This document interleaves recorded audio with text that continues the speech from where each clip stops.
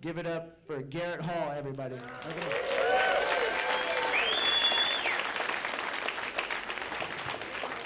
Give it up for Callum one more time. Yeah. And your host, Tracy. Awesome. Good to see everybody out here, man. Y'all look great tonight. Y'all look great.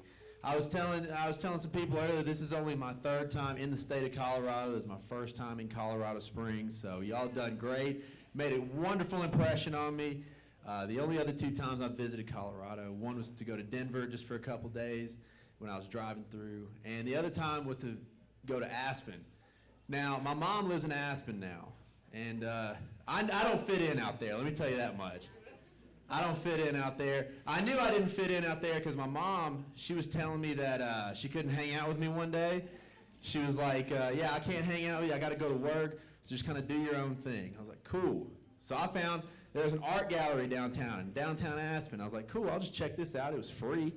So I popped in there, and I was just wearing normal clothes, you know. I was wearing jeans, a T-shirt, a beanie, and a Carhartt jacket. And I'm in there looking at the art, you know, looking at the pictures, and some guy comes up behind me in this bright Gucci shirt, grabs me by my shoulder, goes, hey, man, hey, the bathrooms are clogged. Can you go fix that real quick? Like, do I look like the maintenance man to you? He was like, yeah, you do. Like, bad question. All right, I guess I did. As you said, my name's Garrett Hall. About me, I'm in the military. I'm active duty in the Air Force. I've been in for 9 years. Thank you. Any other service members in here? All right, nice. Thanks for coming. I've been in for 9 years. I'm looking forward to getting out soon, you know, be able to do things I haven't been able to do for a while. Be able to grow facial hair, that'll be nice if I want to. Yeah, be able to smoke legal weed. Yeah, be able to commit crimes and blame it on PTSD. Yeah, there we go. Home invasions, here we come, you know? Listen, when you're a veteran, 4th of July is your get out of jail free card, all right? You can just say that people were setting off too many fireworks, all right? Do whatever you want.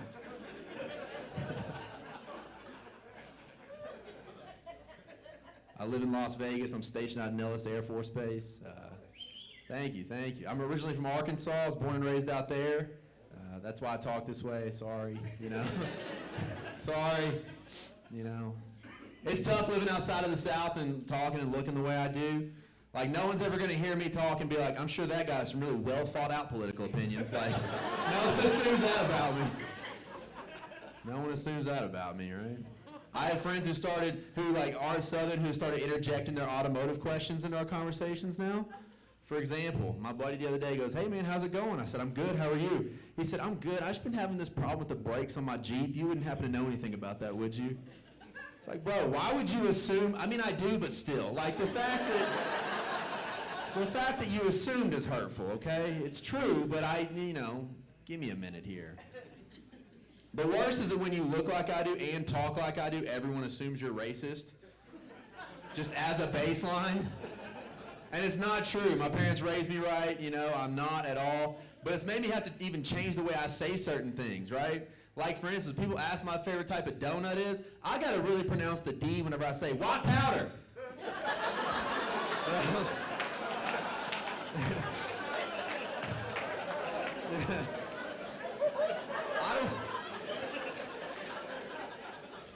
I don't get the wrong impression about me, you know?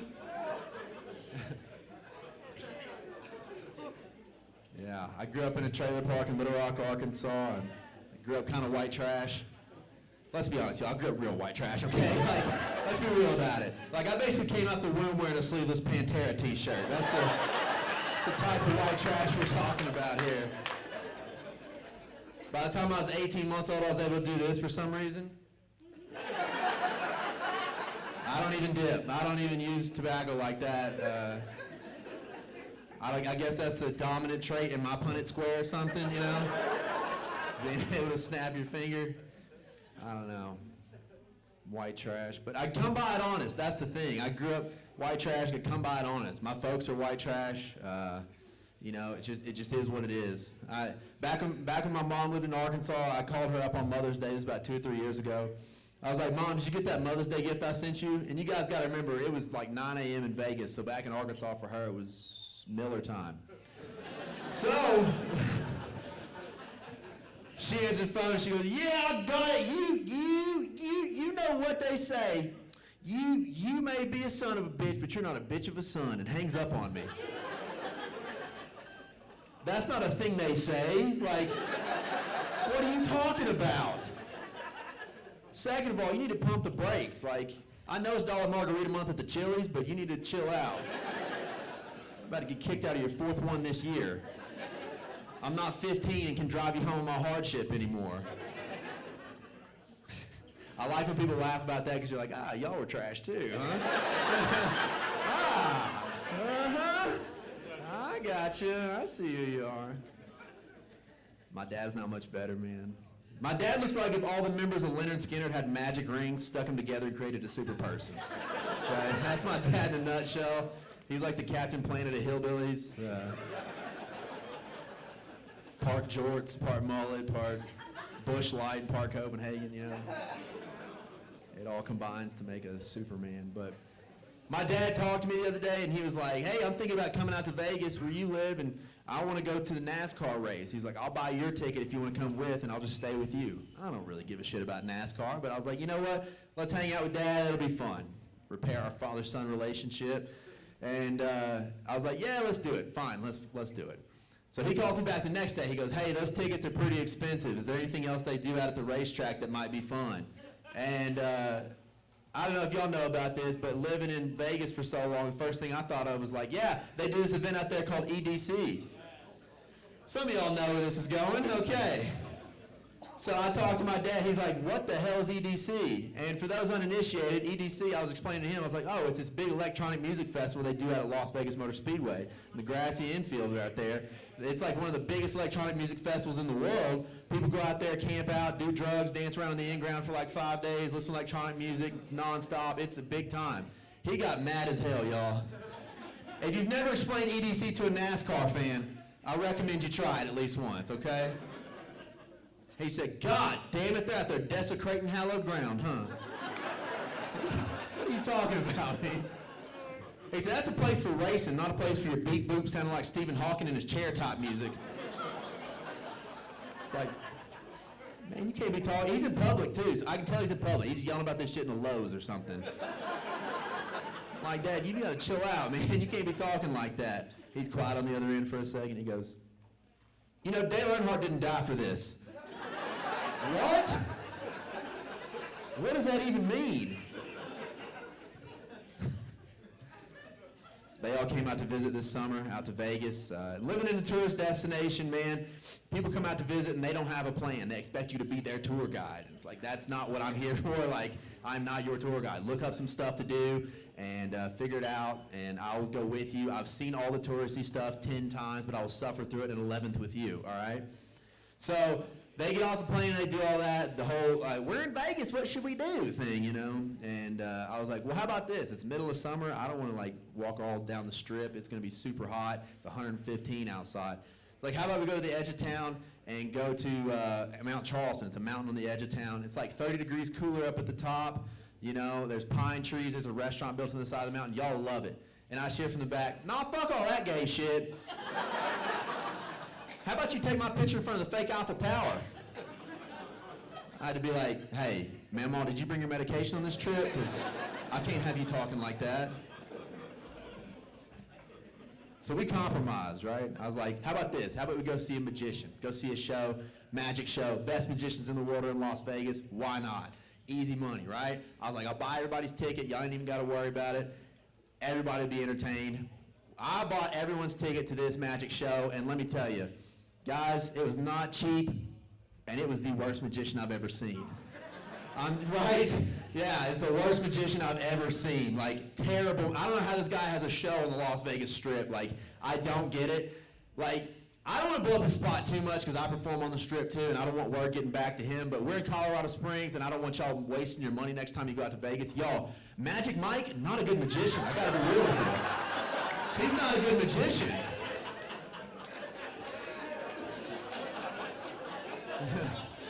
The show is supposed to start at 8. At 8:15, this man walks up to me looking slippery as hell, okay?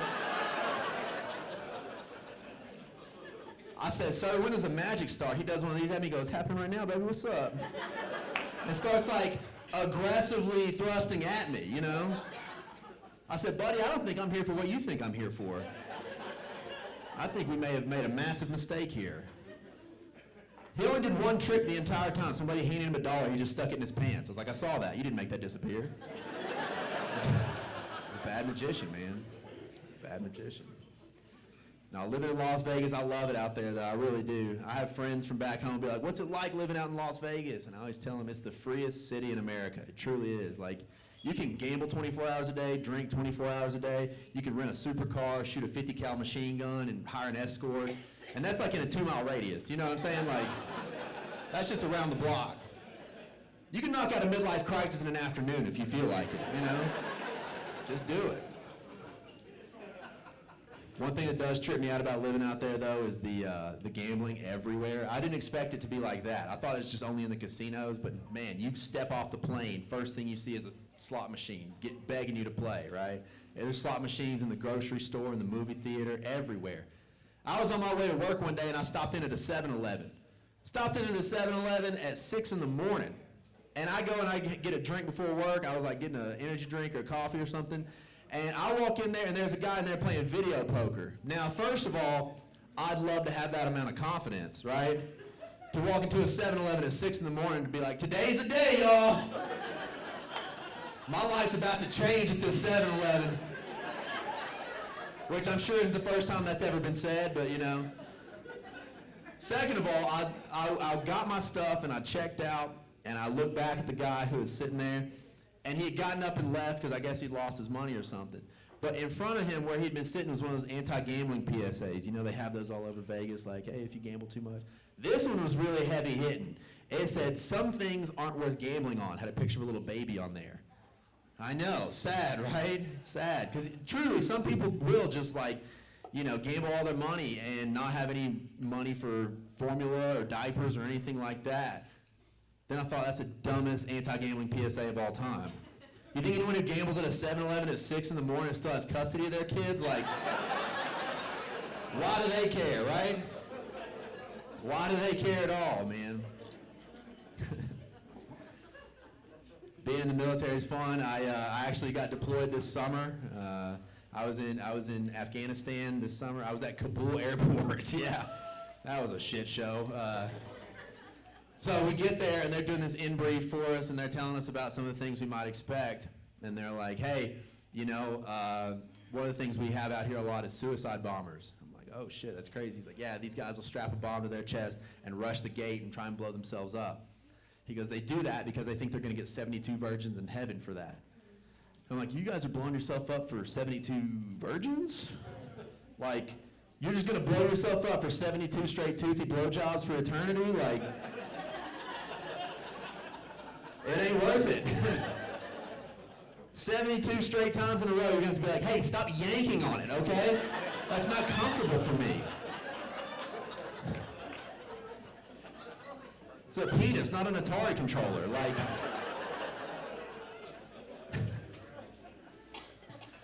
I would like to alter that deal a little bit. Could we do like 70 virgins and 2 just real sluts? Like... I'm talking real sluts too. Like, I mean like a Waffle House waitress with an eyebrow ring, you know? Like,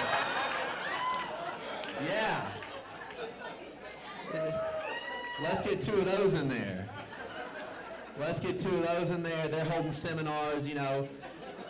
After a while, we got a good thing going, all right?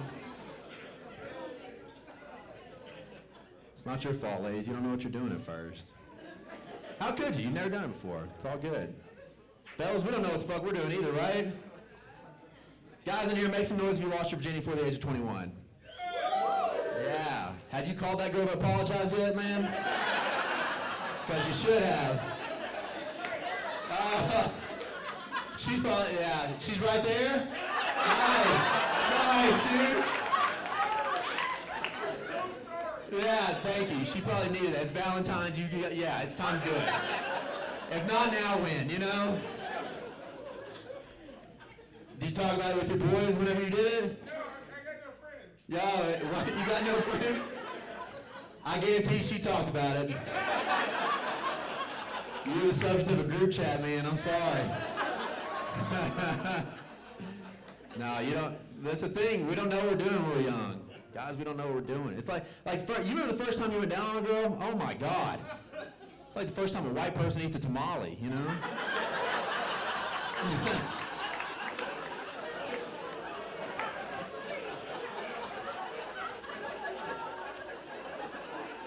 You got it there, you got it there, and you're just like, am I supposed to put this whole thing in my mouth, or what are we doing here? What's going on here? Someone's gonna have to help me out. Stupid. Oh, man. I'm single, I'm 28, single. Yeah, thank you. Any other single folks in here? Yeah, we all spending Valentine's lonely. Is that why you two are together here? You're like, please be my Valentine's Day, bro. Please don't let me go to this comedy show. Valentine's. Was that ticket for a lady and you had to fill in at the last minute? Yeah, I get it, brother. I get it. We all been there. Listen, somebody give him some sympathy pussy later on. Come on, like, come on. No, I like being single, sort of. Like, there are times where it sucks, though. Like, I got hit up on a dating app recently by this girl. We were talking, and she was like, so where are you from? That's a common thing in Vegas, transient city, so you always ask people where they're from. She was like, where are you from? I was like, oh, I'm from Arkansas. She goes, oh, you're from the South? That's so cool. I was like, yeah, it's all right. She goes, I love Southern food. And I was like, oh, cool, like what? And she goes, like Cracker Barrel.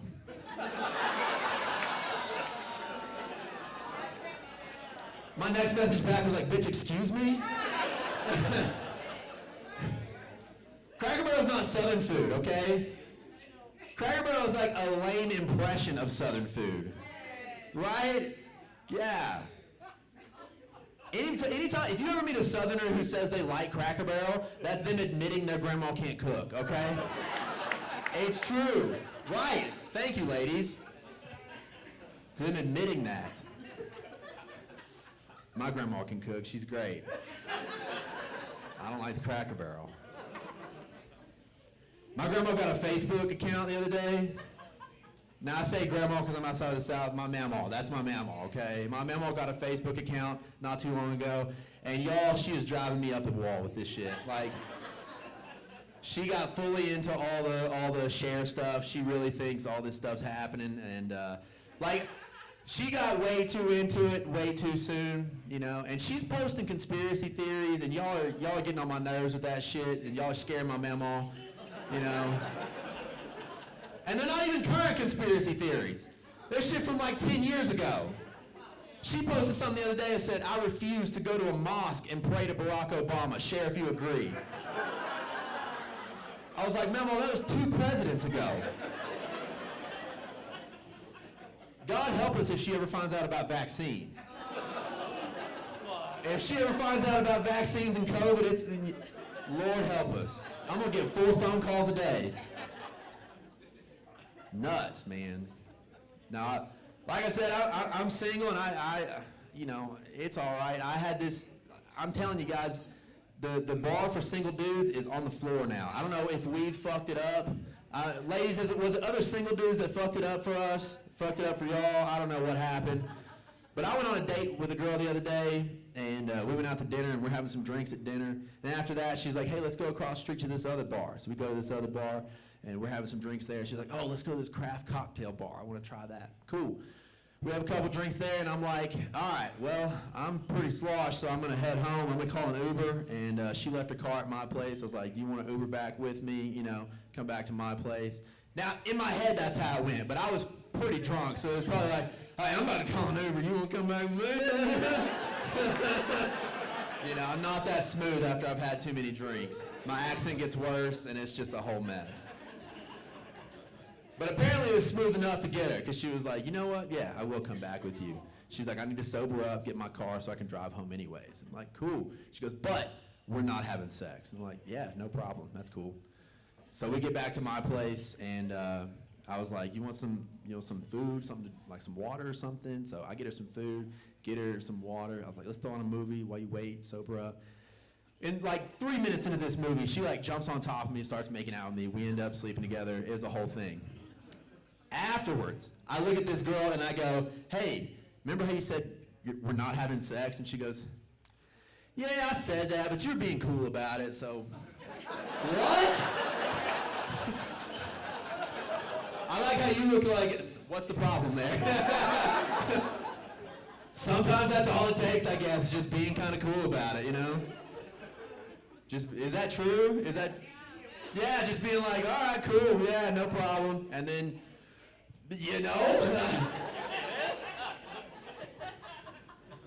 that's what I'm saying. The bar's on the floor. All you have to do now is just, girls be like, we're not having sex. Just be like, all right, That's all it takes now. Super happy about that. I wish I'd have known that like 5 years ago. What have I been doing this whole time? Yeah, I would have had 6 babies, Probably. Who knows, man? Who knows? One of the good parts about being in the military, and all the other active duty military people or retired can tell you about this. A lot of times, what they do for like boosting morale, they'll have somebody come on base and do like a meet and greet. But it's always like this D-level celebrity, right? Someone you would never care to meet in the first place. I remember one time at Nellis, where I worked, they had Jose Canseco come out and do a book signing. Like, what would I read in Jose Canseco's book? Like, why would I care? He was like, oh yeah, you have to buy a book to talk to me and get an autograph. I'm like, well, that's definitely not worth it. I'm out of here. One of the ones they did one time was a meet and greet with a monster truck driver, which was pretty cool. I'm from the South. I'll be the first to admit I'm a fucking hillbilly, And I was like, hey man, how much did this cost? And he was like, dude, I put probably like 50 grand of my own money into this before I ever got any sponsors. And I looked up and down at this monster truck, huge monster truck, and I went, hell yeah, dude. And I was like, so what do you do it for before you have the sponsorships and everything? Like, what do you do it for? He was like, mostly just do it so dudes can come up and look at it and go, hell yeah, man. And I'm like, gotcha, bud. Gotcha. No problem. And I said, man, being a monster truck driver must be awesome. And he goes, well, it's not as cool as you'd think. I said, what do you mean it's not as cool as I'd think? What are you talking about? He said, I did this birthday party recently. Oh, thank you. Thank you. Wow. Hey, just got $100 from somebody. Wow. Hey, give it up for that. What article of clothing do I have to take off now? Like, no. Yeah, that's going to be my future child support. I'm going to put that away.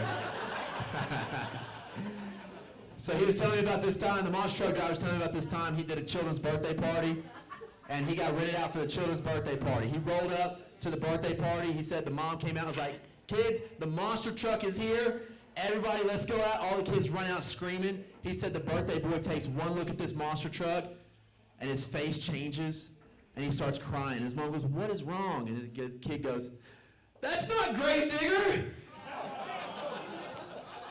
And I look at the monster truck driver as he's telling me this, and I'm like, that is really fucked up, man. I'm sorry that happened to you. And then I go, but do you like know Gravedigger and stuff? That's pretty cool. And he looks at me and goes, the truck? I was like, we'll see you later, dude. We'll see you later. I really blew it with that guy. Really blew it with that guy. No, I got to get out of here before too long. But I do want to tell you all a little story before I go. I played football all through high school.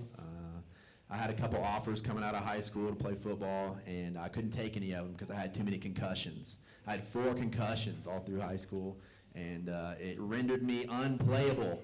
So the doctors told me I couldn't play football anymore. And I'm really worried about CTE now, the thing that football players get that makes them drive the wrong way on the road and, like just go nuts. I'm worried about it. And I'm really worried about it because of the last concussion I got. The last one was my senior year of high school. I was playing linebacker, and it's late in the game, and I go and I make a tackle on the running back, but we had collided heads, and I fall over. And I get up, and I'm like all woozy, and the coach sees me stumbling around, and he's like, hey, Hall, sideline, sideline. So I get over the sideline, and I'm like this, going all over the place. And he goes, hey, man, are you good? And for those of you who've never had a concussion or traumatic brain injury, what it does is it scrambles you around. Like, you're not aware, you're feeling things you aren't comfortable with. Like, it's really weird. So he goes, are you good? And I'm like, I'm fucking great, dude. I want to throw up and cry right now. And he goes, whoa, hang on. We got to give you concussion protocol. What that is a series of questions they do, a couple tests they run to make sure you're good. And so we're going through these questions, and I'm actually doing well on them, right? And finally he gets to the last question, and he goes, hey, man, you're doing great. Last question. What day is today? And I'm like,